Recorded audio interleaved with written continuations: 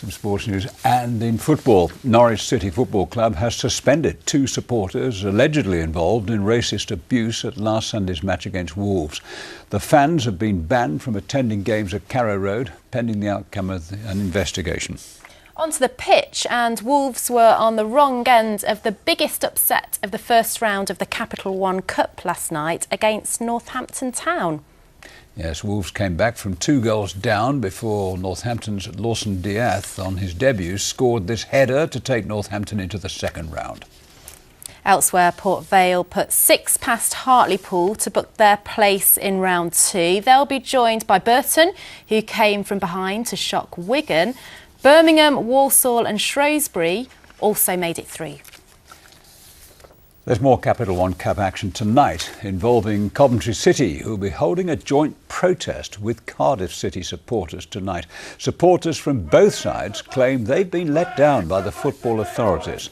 Coventry fans say their concerns remain about the ongoing row with the owners of the Ricoh Arena, with the club's home games still being played 35 miles away in Northampton. On to basketball, and Great Britain will be hoping for a much-needed win tonight as they hope to qualify for Eurobasket, the European Basketball Championships. GB will play Bosnia at Olympic Park in London after losing their opening game of the 4-match qualification series to Iceland on Sunday. Miles Hesson, who's from Birmingham, says it's important the squad make it to their 4th straight Eurobasket. I think it's really important we qualify for next year's tournament.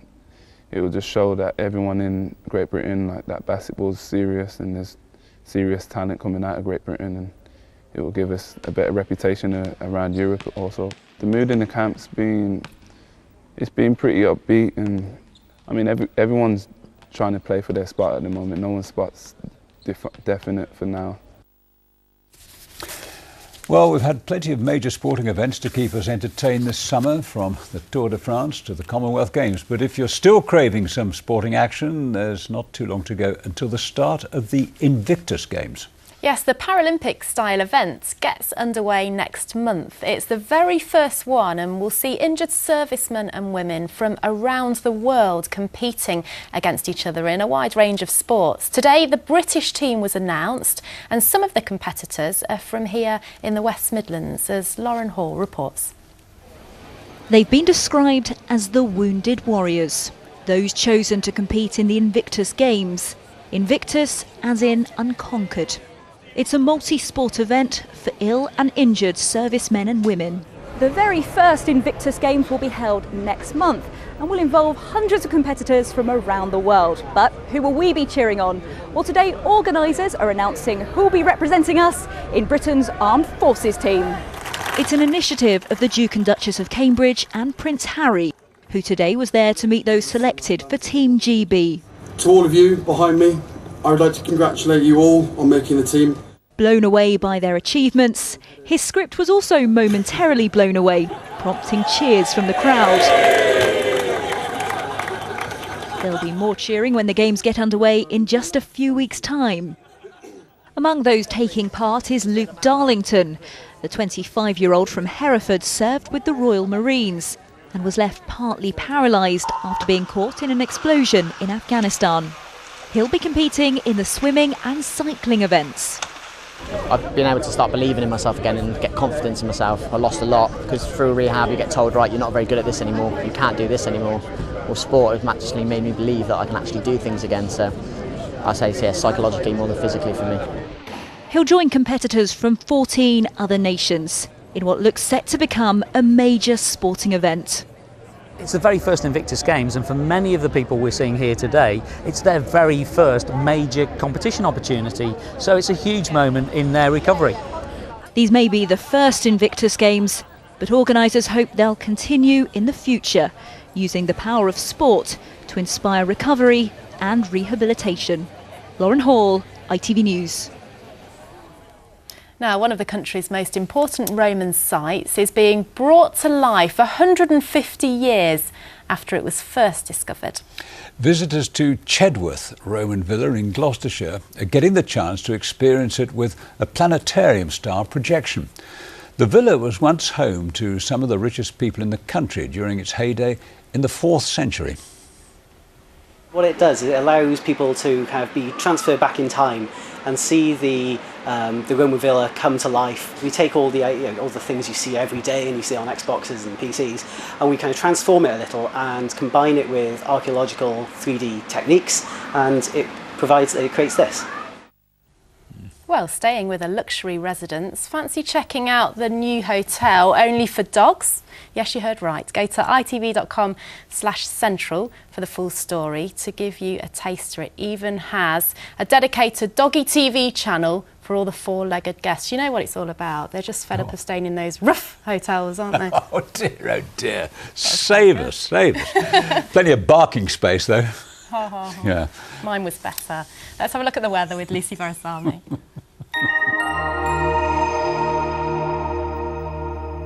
Hello to you again. A very good evening. Well, it's been breezy once more again today. A little unusual for the time of year. Intense thundery downpours getting going tomorrow, and then an improvement just in time for the weekend, drying up come Friday. We've had low pressure very close by again today, keeping it unseasonably breezy for the time of year. There's still the remnants of tropical system Bertha.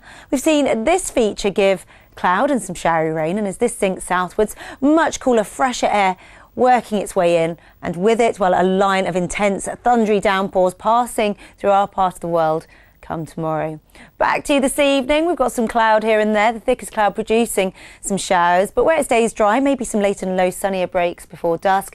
And tonight, not too much going on. Clear skies for the majority, patchy cloud floating around. It's tomorrow things liven up a little. Showers from the word go, intense, prolonged thundery downpours as we go into the afternoon. Slow moving downpours as well, with not much of a breeze, a soaking for many of us, spells of sunshine in between, but temperatures down a few degrees on the last few days generally. Into Friday and the weekend, settling down a touch, a little drier, a little brighter, spells of sunshine as we go into the weekend, but temperatures just a little on the low side, and then things go downhill again come Sunday. Expect thickening cloud and outbreaks of rain by then. Enjoy the sunshine while it lasts. I'll see you again soon.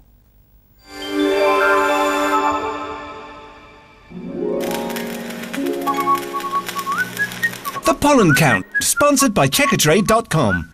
Checkatrade.com. Well, the most sniffly and sneezy amongst us will be pleased to hear pollen season finally coming to a close. Low levels of pollen today, and that theme continues as the week goes on.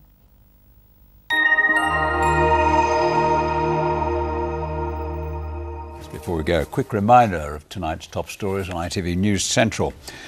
The first picture has been released of a man who was found dead along with his wife at their home in Herefordshire. John Knott and his wife Anne, who were both in their 70s, were found in Bosbury. Locals said Mrs. Knott had a progressive illness. Police aren't looking for anyone else in connection with their deaths. Two brothers say they're being held to ransom after being arrested in Antigua. They were defending themselves when a fight broke out in a bar. They've been told to wait for a court date in October unless they can find thousands of pounds. And local competitors have gathered a month before the Invictus Games begin. The Paralympic-style event for injured servicemen and women will see athletes take part in a wide range of sports. And that's it from us for the moment. I'll be back with the late news at about 10:30, and the rest of the team back tomorrow at the usual time of 6 o'clock. So from all of us for the moment, have a pleasant evening. See you tomorrow. Bye-bye.